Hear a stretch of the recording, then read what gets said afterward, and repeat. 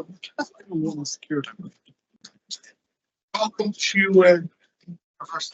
welcome to Link Innovation. Welcome to the Link University Excellence Series. My name is Wim de Koning, and I will do your health and safety briefing. Emergency access. There. Those two beautiful doors will actually lead us up to Forks Lawn. So if there is an event of an emergency, and I'm being told there will not be any exercises, so if we hear the alarm, it is the real deal. We'll take those doors and we actually gather on Forks Lawn. I see plenty of Lincoln University staff members in the room. So for the guests that are here the first time or not really familiar, just follow the person that runs the fastest. Okay. Toilets, this door, and there's straight across the corridor, and refreshments. After a really exciting talk, or at least I'm excited about the talk that you will hear from Jim later on, there will be refreshments. So we'll give you nibbles and something to drink, and you will discover that there are alcoholic drinks as well. I would like to remind you that your family and your whānau and your friends want your home safe. So please drink responsibly. And I will remind you of that if I see somebody taking, a little bit larger volumes than I think I should. Without any further ado, I would love to introduce you, and I'm going to introduce you to the Vice Chancellor of Lincoln University, Professor Grant Edwards. Thank you, Wim.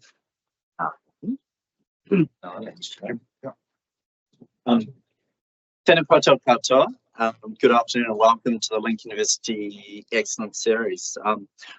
These seminars highlight the research outcomes generated by work carried out here at Lincoln University and offshore as well by our staff. The series celebrates the academic accomplishments of our distinguished professors and offers a platform for engaging in both national and international audiences. And through this series, we hope to shape and contribute to public discussions on key issues affecting our nation and communities while showcasing the significant impact of the research in land-based sectors. This evening, we're pleased to welcome Professor Jim Moir, promoted to Professor early this year. Congratulations, Jim. We will be discussing grassland production in the Qinghai-Tibet Plateau, the challenges faced in the vast environment and the contribution of Lincoln University researchers who work there in that area.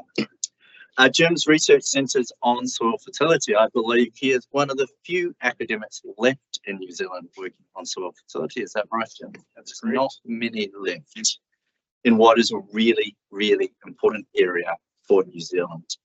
His focus on nutrient cycling in grazed grasslands and plant nutrition. He is an expert in nitrogen and phosphorus cycling and on also particularly soil pH issues. His work is dedicated to improving the efficiency and sustainability in grassland farming. Specifically about what he'll talk about tonight in collaboration with colleagues at Qinghai University, Professor Moir is involved in a key project investigating the nutrient flows and sustainability issues in high altitude grasslands in China and New Zealand. His research in the Qinghai-Tibet Plateau, the largest grassland plateau in the world, tackles problems such as grazing pressure and degradation, drawing comparison with New Zealand's high country. Please join me in welcoming Professor Jim Moir. Thank you.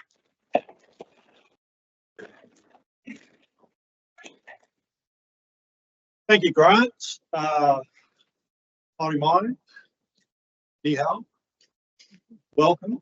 Thank you for coming along today. And also thank you for the invitation to come along and speak today. The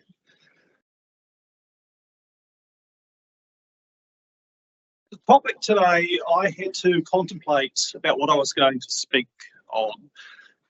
Most of my research, particularly in recent years, has been looking at nutrients and grasslands, particularly in high and hill country in New Zealand. So I was considering whether I would cover off that topic, or my other avenue was to talk about our research in China. which I've obviously gone down the route of today. Now, today I'm going to present a more holistic view of grassland production in China on the Tibetan Plateau. So I won't be presenting so much science. I wanted to give you a picture of what the plateau is about, how grassland production operates there, and the people who live there. So that's what I'm going to cover off very briefly for you today, mostly in pictures. Our team, so we started the connection between ourselves and a university in China, in Western China, around about 12 years ago. And we have been visiting and researching in this area for about a decade. So we have strong relationships with our colleagues in China. Here's our Chinese and New Zealand team. Obviously myself, Keith Woodford, Alistair Black, Rachel Bryant, and Sharon Lucock. And that tall drink of water there is Phil Rosnell, who has been with us as well. That's the Lincoln team. We built this connection with Qinghai University in the far west around the whole challenges of farming grassland, whether it be here in New Zealand or there in China. We share a lot of challenges and similarities in our agricultural systems, and that was a great appeal to us. And over the years, we've really built strong relationships and have done a lot of learning along the way around grasslands. One of the big things that the New Zealand science team has brought to this research is that in terms of our different disciplines and departments, we tend to work together here at Lincoln, and I think typical of New Zealand. Whereas in China, there is a lot more siloing of expertise. So, for example, in a Chinese university, it's not uncommon for a soil science department and a plant science department to be working on different projects, maybe similarities, and each department doesn't know what the other's doing at all. That's quite different for us. And obviously, we bring in the expertise of the farm management people here, who within our agricultural science in New Zealand tend to bring all of the disciplines together and knit it together. So that's something quite new for the Chinese scientists. Right, so a little bit about the plateau. This is China, so here's Eastern China, and here the Qinghai-Tibet Plateau out here. And there we are just zooming in over here. The key features are that it's huge, 2.5 million square kilometres, about 10 times the size of New Zealand. So it's massive. It's a massive grazed grassland. Within the plateau, mostly we have most of the western Chinese province of Qinghai, and of course Tibet is on the western side of the plateau. It's an uplifted sedimentary plain, and an interesting thing about this is you'd think because it's so far inland that it's quite an old geological surface, when actually it isn't. It's reasonably young, it's been uplifted, and during the last one or two glacial periods, it's been heavily glaciated. So the thing about plateau in terms of geology is that it's quite mountainous, it's quite hilly, it has the typical landscapes we would expect to see in a glaciated landscape where we have hills, mountains, and floodplains in the valleys. We'll get to see the photos soon. Very important too in terms of the rivers, so the three main rivers of China and other rivers in fact all originate from the plateau area, and in fact from the plateau area where Qinghai province is. So the Yellow, the Yaks and the Mekong all originate in this area, and as you drive up onto the plateau you see several large dams as you go up. So the electricity and the water from mainland China, a lot of it is coming from this area.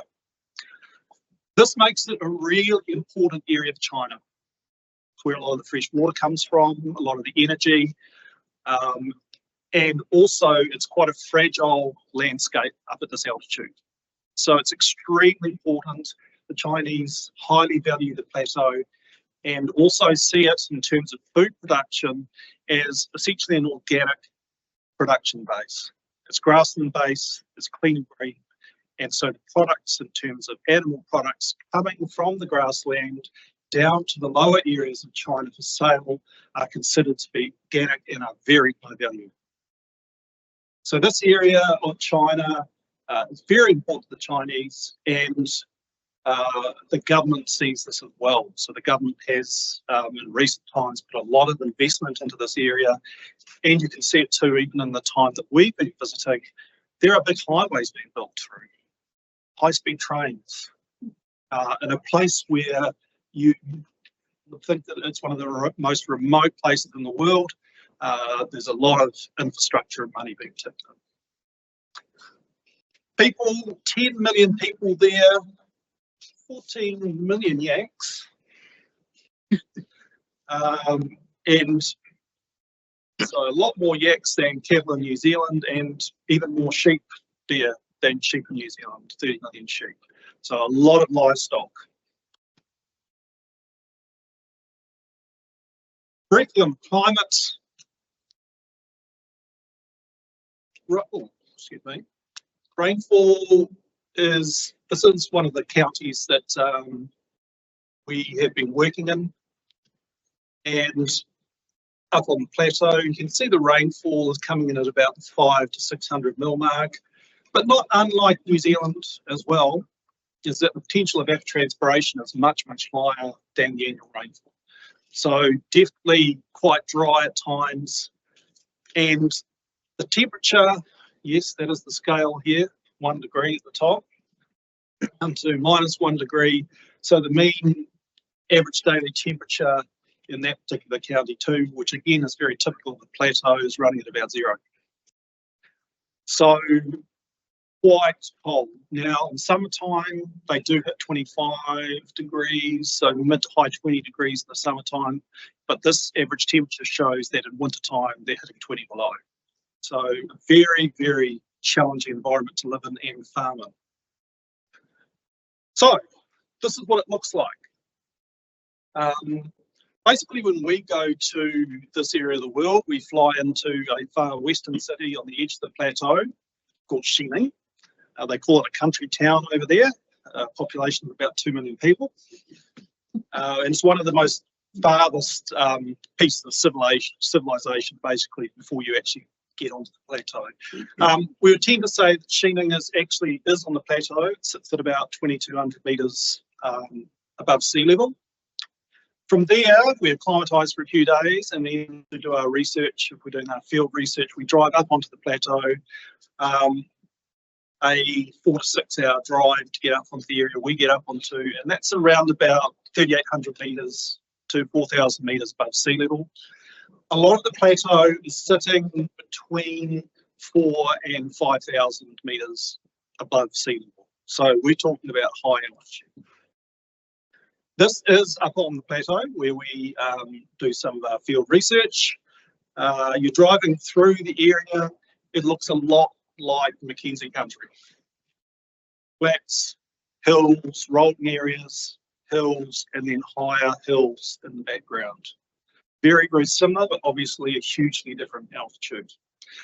And this is what it looks like in winter or getting there. It just happened that one day we had to hightail it out of the area because a heavy snowfall was coming and the snow came down.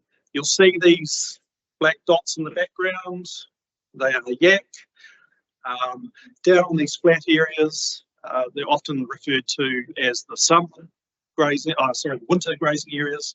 So the yak actually spend their winters down on the flats of the valleys at lower altitude. Life on the plateau. So the plateau in terms of people, ethnicity, is quite a blend of ethnicities. A lot of Tibetan people. The area I'm talking about mainly today, one of the counties we work in, called Henan County, is actually a Mongolian enclave.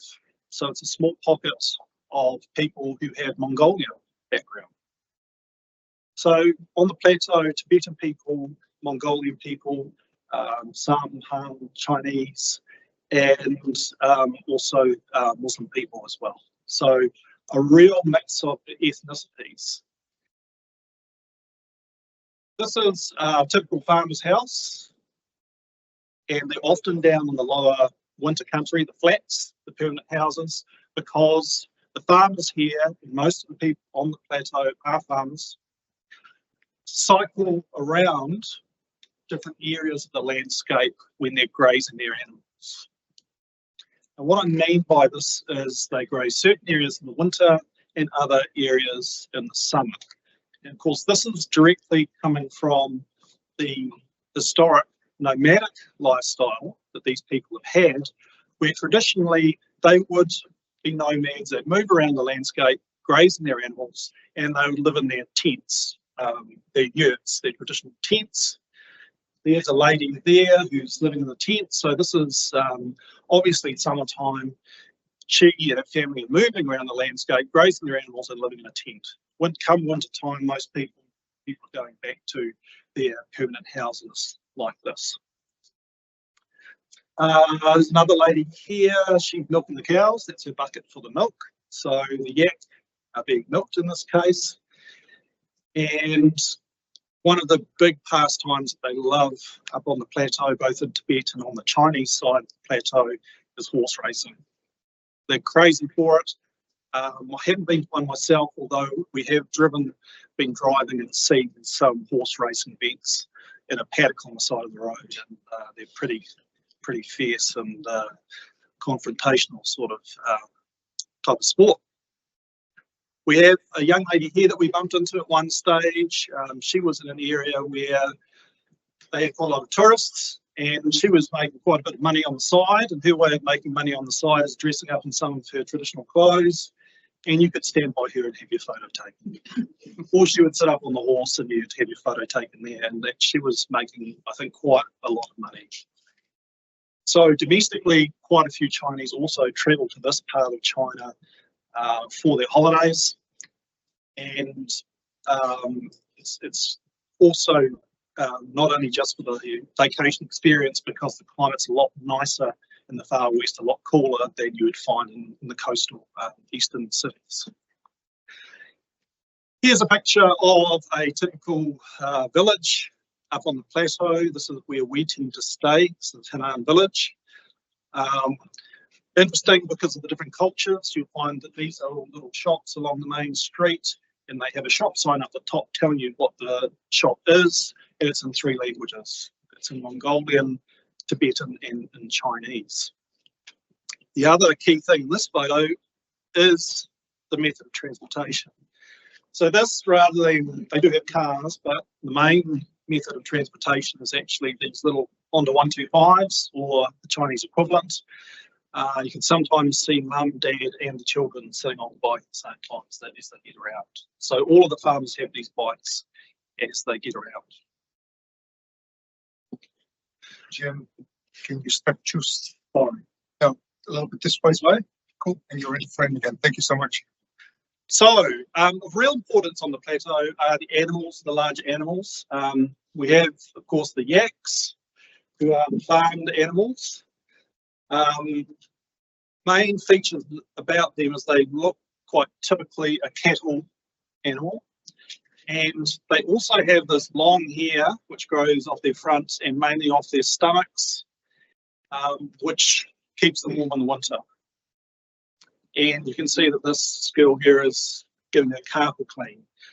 The really interesting thing about this part of the world is that it's been farmed for a very long time. So the estimate is 30 to 40,000 years people have been living on the plateau. Probably in lower numbers in history because it's such a difficult place to live. It's so cold, humans have been in a large part excluded. The yaks, they can date back to being farmed at least 6,000 or 7,000 years. up on the plateau. There's evidence of agriculture and farming yaks up there. So these animals have been up there, and these people have been up there for a long time. Also up there, when you get up to high altitude, I haven't seen any, but there's Tibetan antelope. And of real importance are these two here. So there's Himalayan wolf and Himalayan fox, and they're very, very important predators, although their numbers have been reduced apparently in recent decades. They're incredibly important, and we'll get back to why very soon when we get a couple of slides in. This one is endangered, so that's the snow leopard. The snow leopard is only found up at very high altitudes, and also in the northern mountains on the northern boundary of the Tibetan Plateau. We have, in fact, we met someone who's a manager of the national park in the northern side of the plateau recently, and he said that he does from time to time see snow leopards, and they do capture them on motion cameras as well. But they are an endangered species. What we found really interesting once is that we met some elderly couple, and they told us that when they were children, alerts would go around all the local villages if a cat turned up. One of these fellows used to come down from the highest part of the plateau. They would come down in the summertime, and they would notify all the villagers because, of course, they're very dangerous when it comes to little children. So they had to watch out for them. Nowadays, apparently that doesn't happen. They don't see them anymore. The other one is this monster here. That's a Tibetan Mastiff. So all the farmers have these dogs.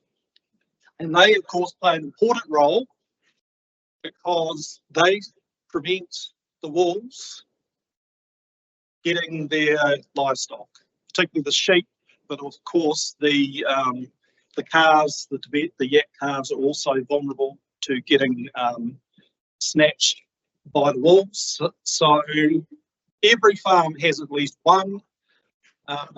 We also know this because we were out doing field work one day and one chased us up a hill. We had to run pretty fast because they weigh over 100 kilograms and they're very fierce. They may look friendly in that photo, but they're not friendly at all. And so, but they're absolutely everywhere. As you drive past all these farms, you will always see these dogs in their kennels out front of the farm. So those are key large mammals. The important ones that we deal with are the livestock, the yak and the Tibetan sheep. That's what the Tibetan sheep look like. Their wool isn't as long as sheep here. And quite common at various times of the year when you're going through the landscape, you'll see large mobs of yak all over the landscape. Depending on the time of year, but sometimes, and for example, Sharon Lucock and I visited there recently, and as we're coming to winter, a lot of the animals who have been grazing up on the high hills and the mountains during the summer are coming back down to the country where they're going to be housed over the winter. And so when we were there recently, there were mobs of yak everywhere. Most families, if they have, or farming families will have yak, and they'll have anywhere from 1 to 200 yak. As you can imagine, as more and more people have started to populate this area, we see more and more herds of yak and sheep. The yak, the number of yak herds is quite incredible if you're there at the time of year when the stock are actually present.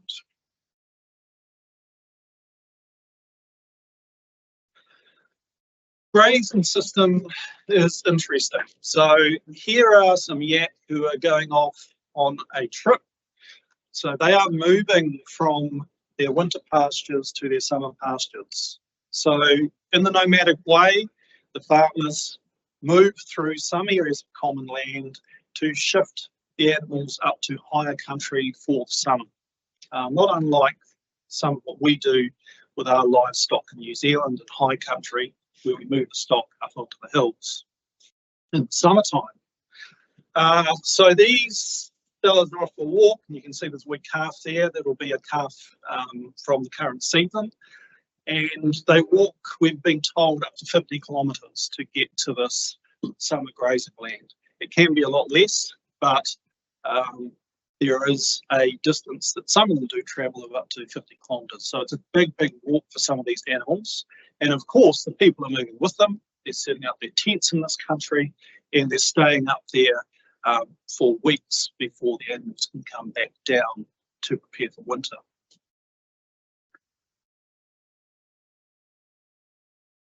Yaks are mostly farmed for their meat, highly prized animals, but they are also milked. They produce more milk than their calf needs, so the farmers milk them. And we've been lucky enough to be on farm at times when they've been milking, so they milk them once a day, and this is how they milk them. It's pretty hard yak. So they have a rope which they put in a great big circle like this, and it's pinned to the ground, and then they catch the yaks one by one, and they tether them to the rope with their calf. Now, the clever thing about this is that the yak won't let down their milk straight away, so they do something with the calf. They put the calf on the animal's suckle to get her to draw the milk down, and then they'll pull the calf off and tie him up, and then the cow's ready to be milked. And as you can see here, this lady is milking. They've just got a wee wooden stool, and they hand milk all of their animals. Hard work, I can tell you. Traditionally, what they would do with the milk is that they would make butter from it, which of course they use. They can eat it, and they can also burn it in things like lamps, and they make a dry traditional cheese. However, there has been some moves to create a dairy industry on the plateau, and so some dairy factories have been built, and the milk is being processed. So a wee truck will come along to a farm, collect the excess milk, take it back to the factory, and that may only be 1 or 2 days a week, but there's enough milk there to produce milk products from that. We have been working quite closely with a farmer up on the plateau who's actually a, goodness, how do I describe him? An entrepreneur, and he has his fingers in all sorts of pies, and he came up with the idea of helping the local people who are really poor with their income by processing the milk, buying the milk off them, and that's what he's done. So he has actually gone and built a dairy factory in this wee town, and in fact he's building a second dairy factory in another area of the plateau right now to process yak milk. Now, the whole idea of this is, of course, that it's a high value product, so people in lowland China will be able to pay for this product. They really want it, but it is a premium product. Right, I'm just going to talk a little bit about the challenges on the plateau in terms of farming it, in terms of living there, and some of the research we've been involved with our colleagues in China. Talking here about this county we've been working in called Henan County, and this is a piece of work from Sharon and Keith Woodford and colleagues, which is quite dramatic. Challenges on the plateau centre around land degradation. We hear stories, and they're quite anecdotal, about what the grasslands looked like decades ago in terms of, say, the height of the grass, productivity of the grasslands, the number of animals. And importantly, what's happened here is we've seen a boom in the population, the number of people living here. So this is just for the county where we've been working. 1960, census said 10,000. 10 years ago, 15 years ago, it's now 40,000. So therein is the first challenge, human beings. And really, as far as we can see, it's the root of the challenge is the bulging human population in this part of the world. Along with that, here are the yak and sheep represented as stock units, and you can see the total stock units here, again for that same time period, has really jumped and doubled, and this is of course just one county on the plateau. So large increases of stock units and large increases of humans. Now this is a really, really complex story. It's not just a story about increasing production. There's also a very strong social aspect to this. The social aspect comes back to the traditions of the people farming this region. And in particular, as farming families increase, the prodigy, the sons and daughters, want to have their own animals and their own farms.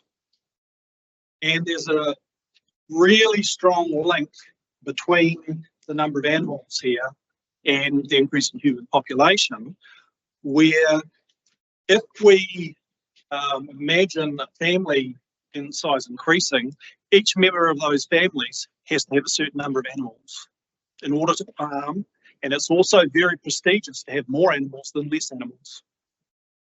And so they do. And this is why we're seeing what's happening here, along with modern technologies that allow humans to actually live up there in these temperatures. Right, so I've left out some plateau animals.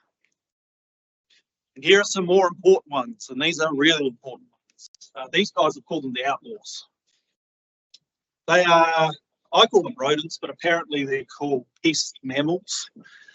But these are, we can't really blame them for what they do, because they've increased in numbers and they've created havoc. So the main two that cause havoc are this one here, the pika, who's about the size of a rat, I guess, and the zuka, which is the mole. Mum is not so much of a problem, we don't think, but still problematic. All three of these animals live underground, and in particular the two on the left cause a lot of damage.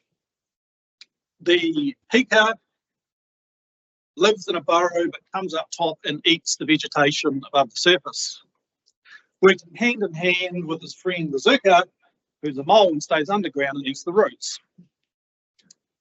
The problem with human and livestock increases on the plateau has been that the grassland, or so the scientists in China think, the grassland gets overgrazed, and this provides a really good environment for these guys.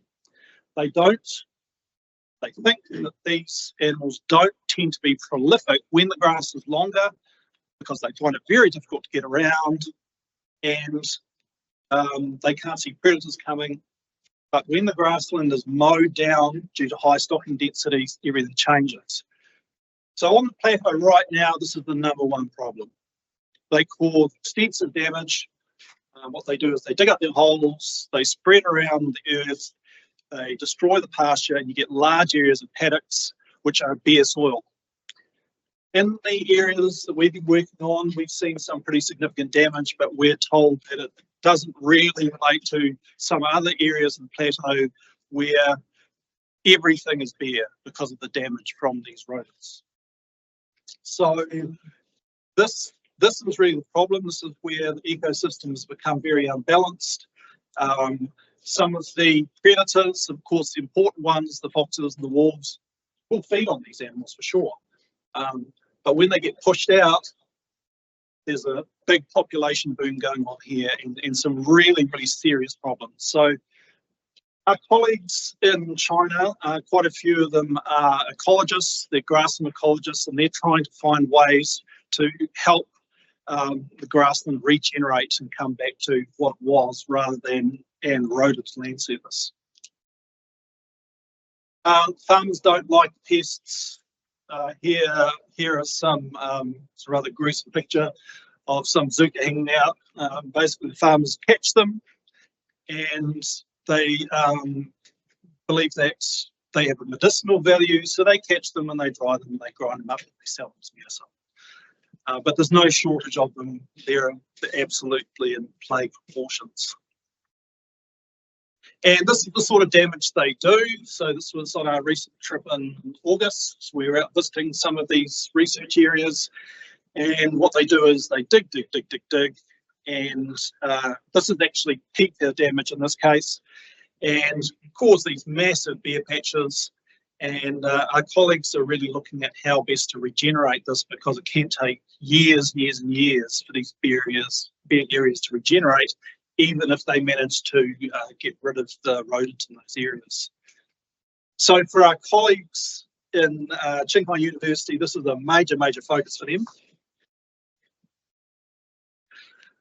Part of what we've been working on as well is, and of particular interest to me and the Lincoln team, is looking at the soil fertility and nutrient cycling. Sorry if you can't read this diagram, it's very complex. It shows how nutrients are cycling in the landscape. And one of the big changes is historically the animal products produced on the plateau would stay on the plateau.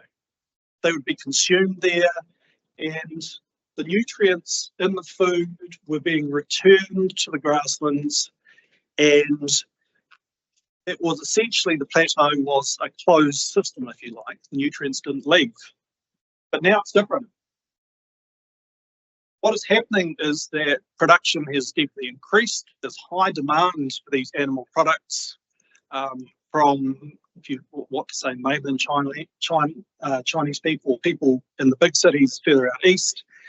And so a lot of animal product actually gets sent from the plateau out there, removing nutrient with it. One of the surprising things about all of this and all of the science is that there are many aspects of this grassland science which has never been looked at before. Sharon was mentioning to me yesterday, as far as we know, we're one of the very few Western scientific teams to ever go up on the plateau and do research. And there's a lot of aspects of the research which hasn't been looked at on the plateau by the Chinese researchers either. So there is a lot of black box things going on here. I just put this as an example here. There's Dr. Black in the background, actually. He's texting home to New Zealand. Here's a big heap of yak dung. So you'll see beside all of the houses on the plateau, the farmers' houses, they have this great big pile of dung. What are they doing with that? Fertiliser, maybe. Well, sometimes they sell it and it goes down to the lowlands as fertiliser. But a lot of the time, what they're doing is they're burning it as fuel. Their houses have stoves. There are no trees, very few shrubs on the Tibetan Plateau. What do they do for heating? What do they do for fuel to cook their food? They burn dung. And so they go out, and it's a nice job for kids, they go out and collect the dung off the neighbouring paddocks after school and collect up all the dung and they dry it, and then they have their fuel for their stoves and their cooking requirements and their heating in the winter. Now, of course, those of us in soil science know that the dung of animals contains a lot of phosphorus, and most of the phosphorus that they consume. So you've got a harvesting effect going on here with phosphorus coming from the grassland. It's being harvested by the animals, and in this case, within a reasonable vicinity of the house, is being taken off and burnt. So there's a phosphorus removal going on there. Other things we've been doing there as a team is that we have been doing a few fertiliser trials. So here we are out on a farm, two different farms here.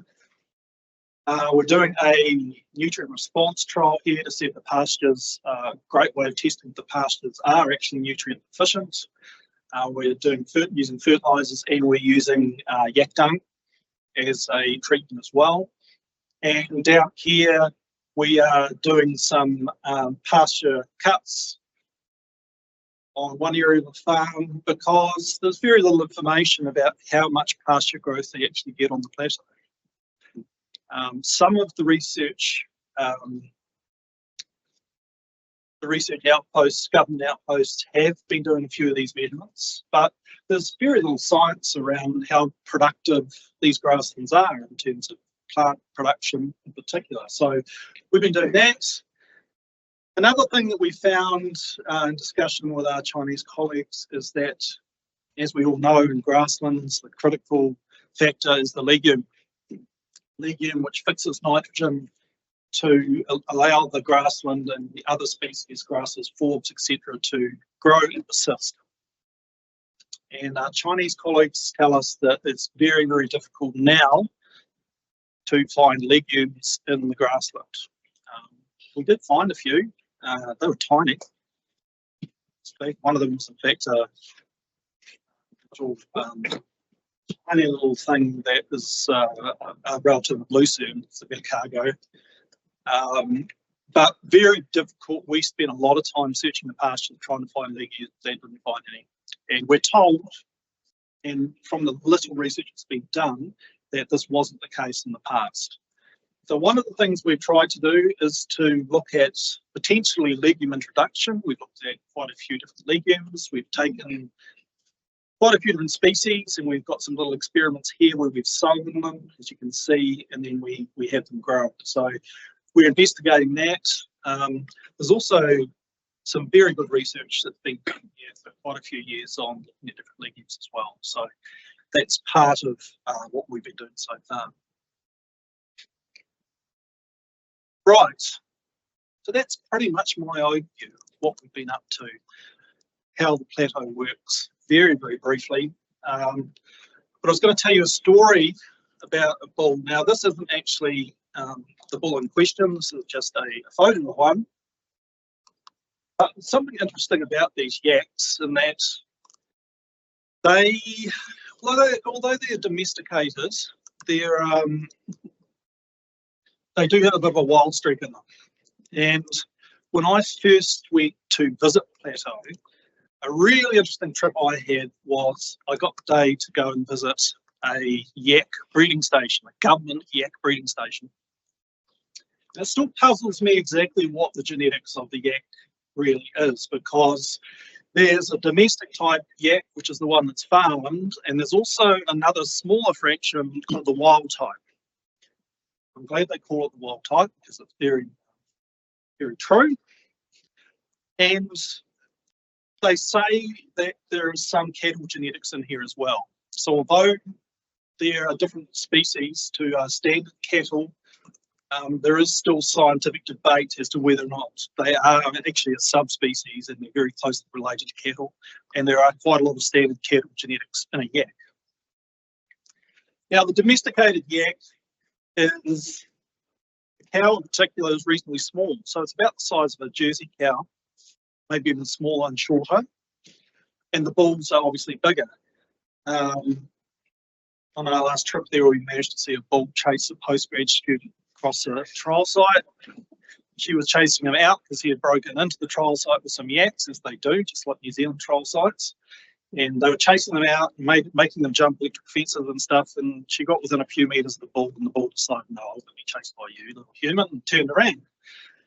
She had to skedaddle out of there. But the yak breeding farm was really interesting because what they do at the yak breeding farms, they cross the domestic type with the wild type and reintroduce genetics.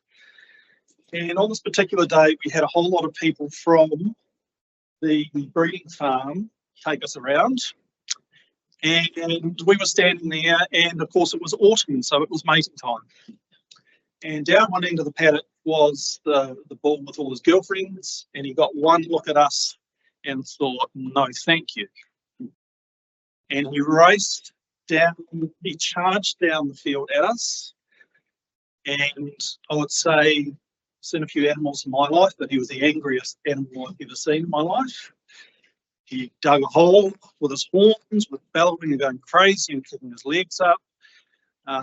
Paddock he was in had 4-metre high deer posts with big long stays in there. He got his horns underneath a stay, ripped it up and flew it about 10 metres in the air. Was going absolutely crazy. At that point, I didn't feel safe. I turned around and found all the research farm staff were about 200 metres away. They separated off. courageous of them, and I thought it was time to go at that stage as well. The point I'm really trying to make here is that they're dangerous.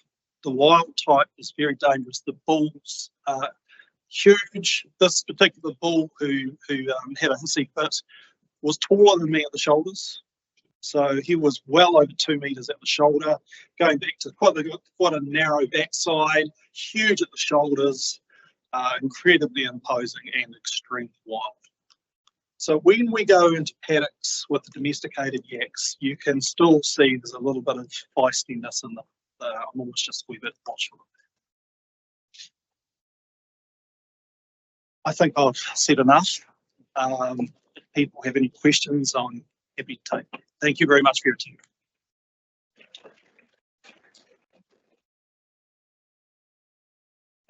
Opportunity for some questions. I'll just ask you to state your name, please, as you ask some questions. Yeah, Jim, fascinating. Thank you. So many questions, but two come to mind. In that county that you're in, the population increased, and you said it's mainly because basically farms were expanding. One farm was becoming two. Probably there's only so much land in that county. So does that mean they were just more intense? That's right. That's correct. Did I get that? That's correct. Yeah.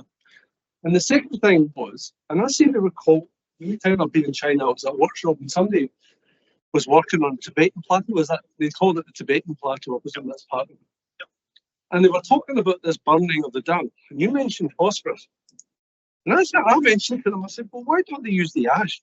When you burn it, you're not going to lose any phosphorus. Your phosphorus is still there. Most of the nitrogen is probably gone.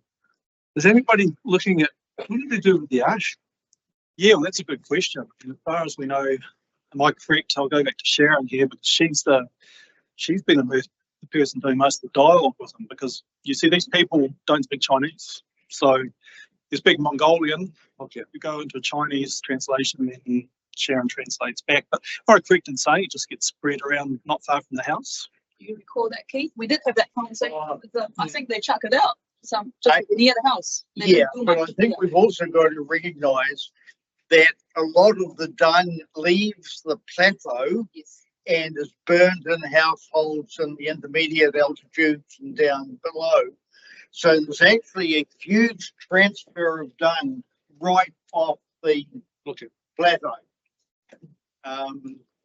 But we haven't really managed to quantify these relationships at this stage.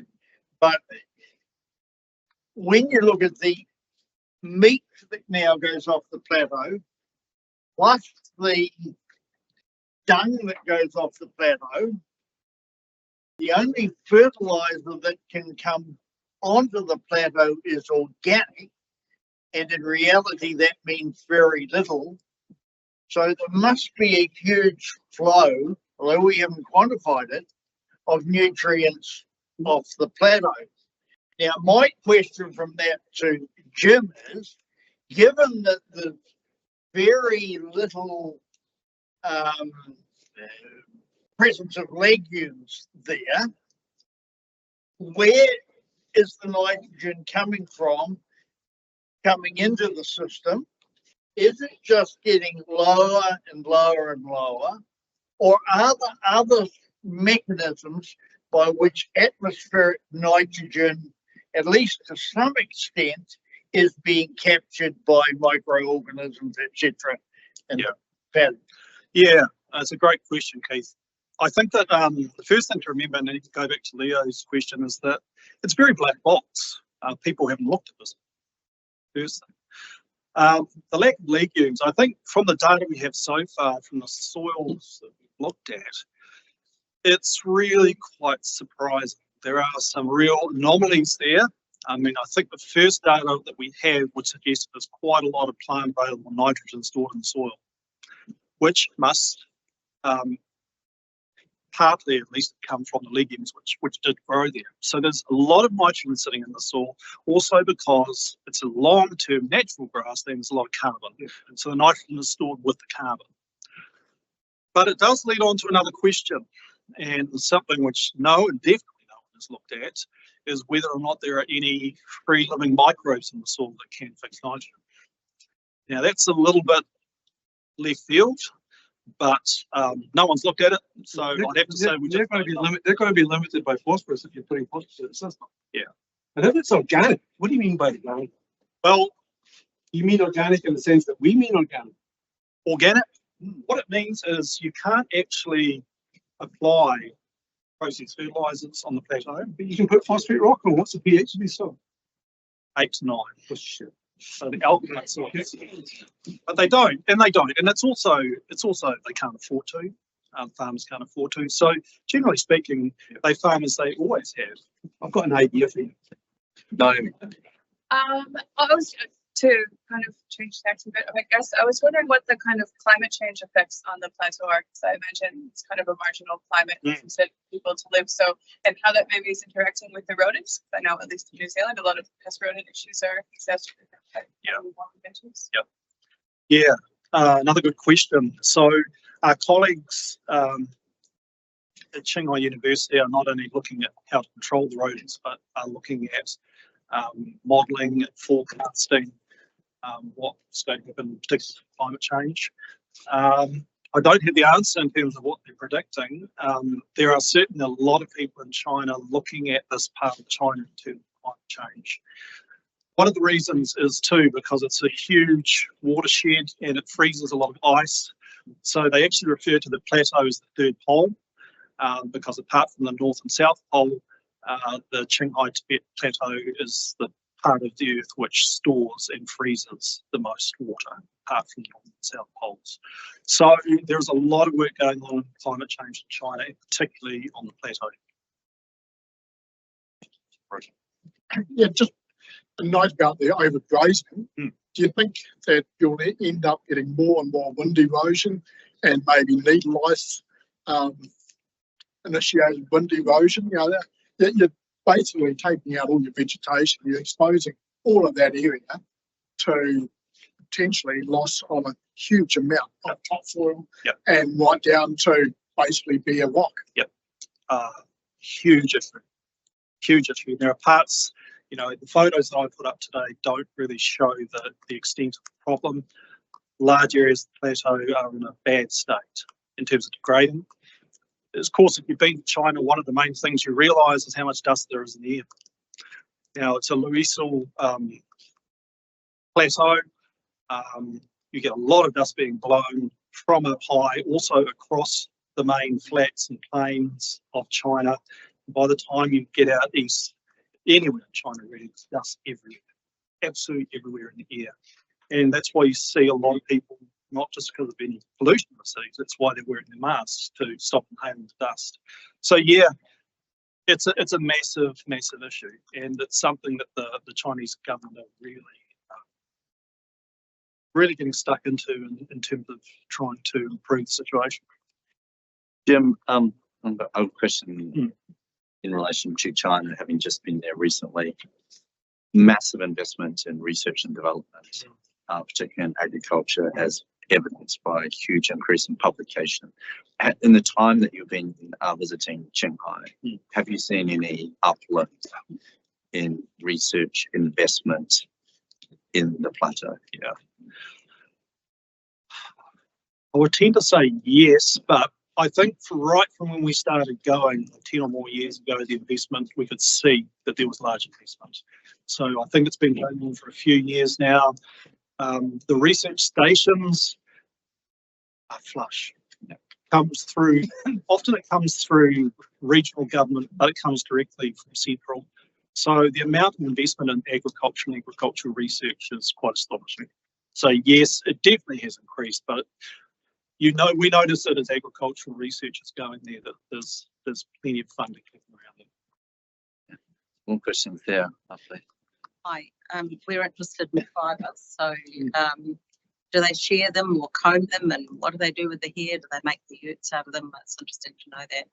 Yeah, they do. They use all parts of the animals, and they shear the sheep, and they also shear the yaks. So in particular, you know, the hair underneath. So what they don't use themselves in the plateau gets shipped down to the larger cities on the plains and sold as a fibre. So yes, How's it used? how's it used? I think some of the clothing do have sheepskin, and the traditional Tibetan style clothing that is sheepskin. Ceremonial as Yeah, well, the tail weddings.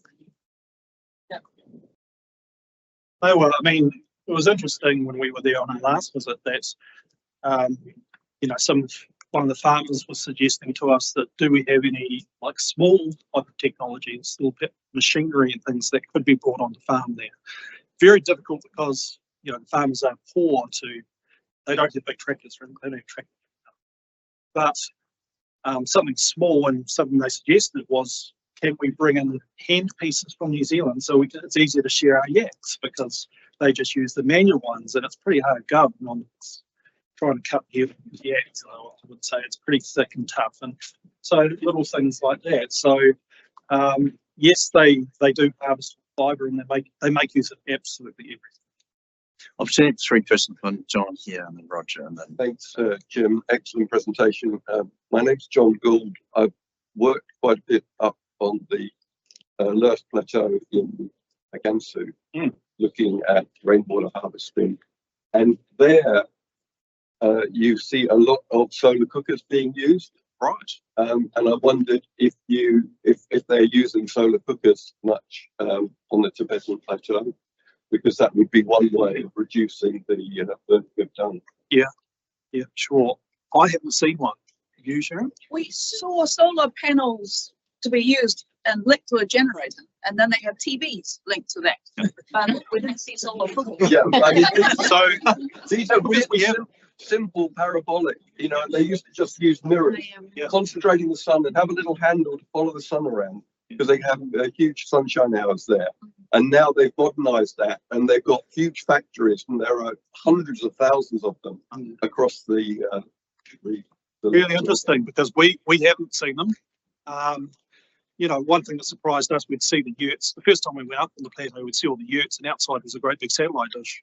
And of course, they've got their TV. They found it really hilarious. I pulled my phone out. I couldn't believe I had 5 bars of reception in the middle of nowhere. They thought it was hilarious when I told them that, yeah, my house back in New Zealand, I get 2 bars. They thought it was the funniest thing. So they've got the technology. Bars at the moment here. Yeah, exactly. And so the cell phone reception out on the plateau is incredible. So, but a great suggestion. And John does have an excellent book that I think you were a co-author on, which did look at some of those energy solutions. I was really intrigued when he actually sent it to me, particularly solar cookers and how they came together. William and then Roger to finish off this. Yeah, Jim, really good presentation.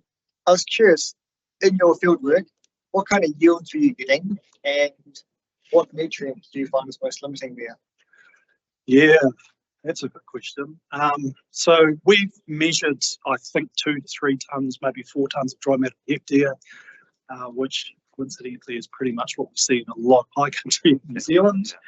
A similar sort of climate cycle there, except for the big difference is we get rain in winter and spring, right? So by the time we hit spring, our soil's already moist. For them, it's different. They go through the autumn, very dry in winter a lot of the time. And then they wait for the summer rain. And until the summer rain comes, it's brown. So they have to wait for their summer rains to come. But when they come, in fact, we've seen it's been incredible. We've been there, it's been as brown as anything. We got rain on the day we arrived, 3 days later, all the hills were green. Just incredible. So that's a big difference. But I think that's pretty much what they're growing there.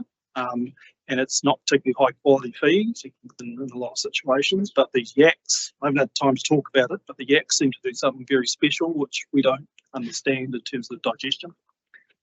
And they are a special animal too, in that they actually have much larger hearts and larger lungs than cattle animals, so that they can, that's how they've developed to cope with it.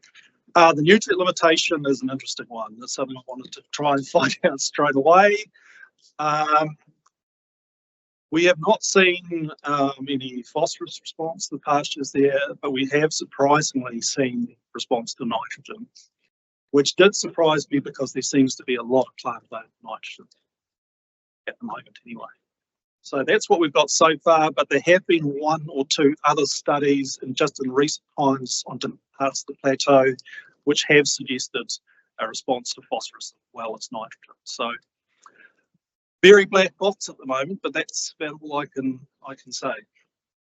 And to finish, Roger, please. Yeah, just following on from that, what about sulfur, Jim, or are there reserves of calcium sulfate because of the arid environment? Yeah, it seems to be calcium sulfate, and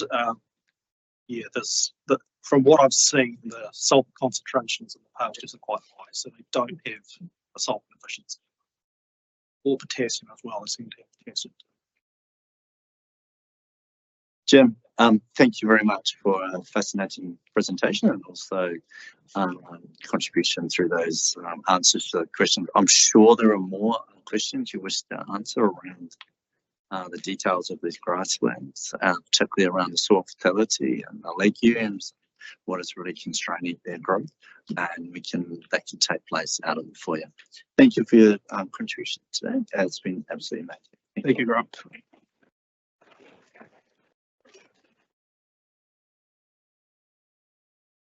Please join. No, it's okay. Yeah. Please join us in the foyer for